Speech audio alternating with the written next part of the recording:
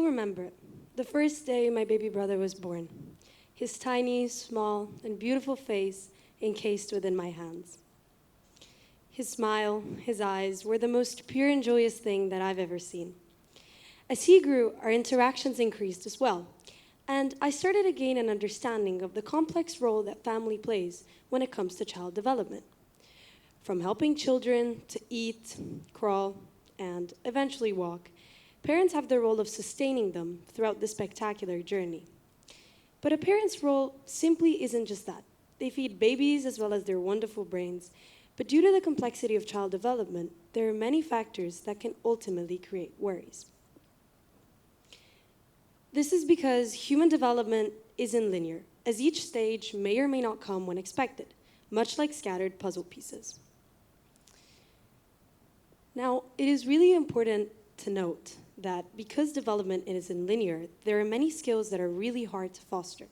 For example, speaking can be a really hard skill. And this was the case of my baby brother, Tommaso, who is now 2 years and a half old, and he still didn't say his first words.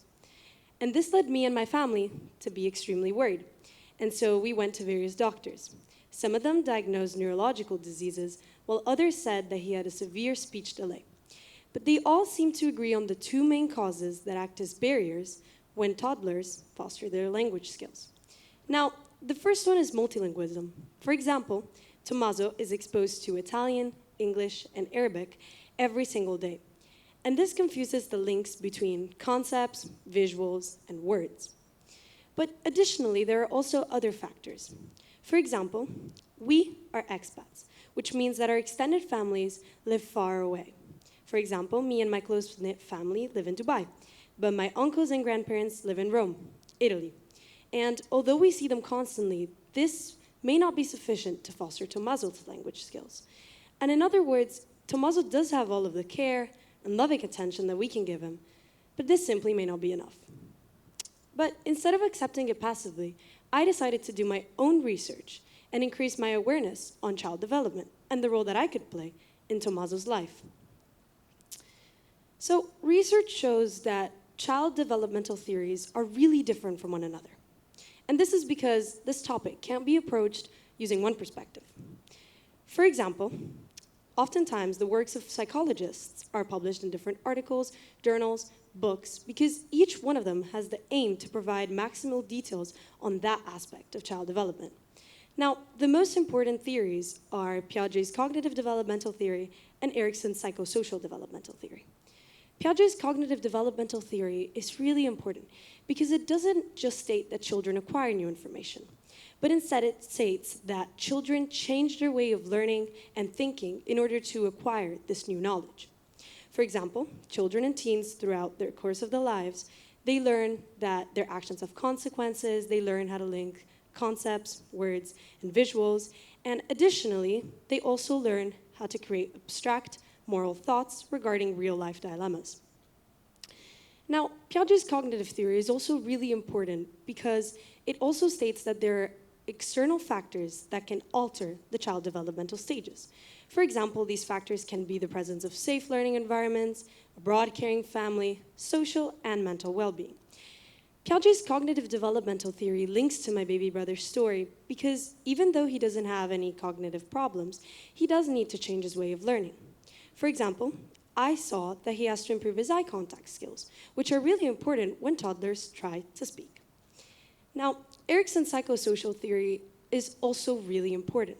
For example, it states that there are additional processes behind the learning of virtues such as hope, will, purpose, competency, and then, throughout the end of our lives, wisdom.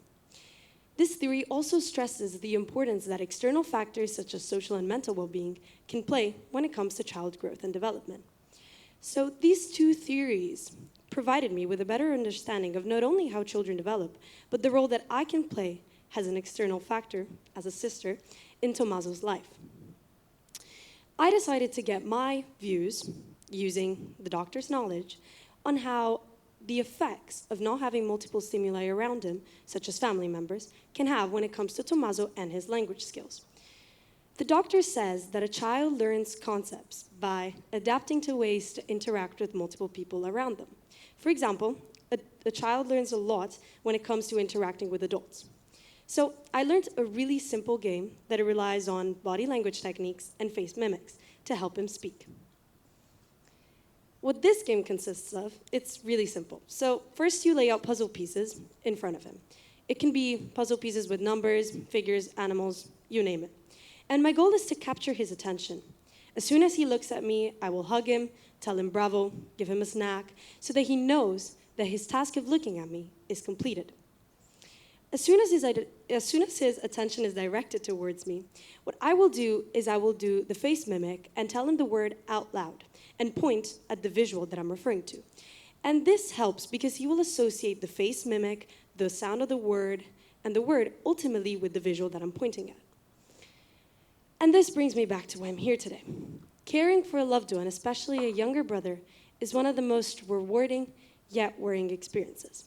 The experience becomes even more complex when the possibility of neurological diseases, unconscious bias, and stereotypes are all present factors. But getting the views of professionals in this field and doing my own research allowed me to have a more comprehensive view on how children develop and the role that I can play in my baby brother's life. So now I realize that my story is far from unchanged, as well as my baby brother's story. This is because I'm the variable to break my baby brother's inertia. But what remains unchanged, though, is my unconditional love for him. Thank you.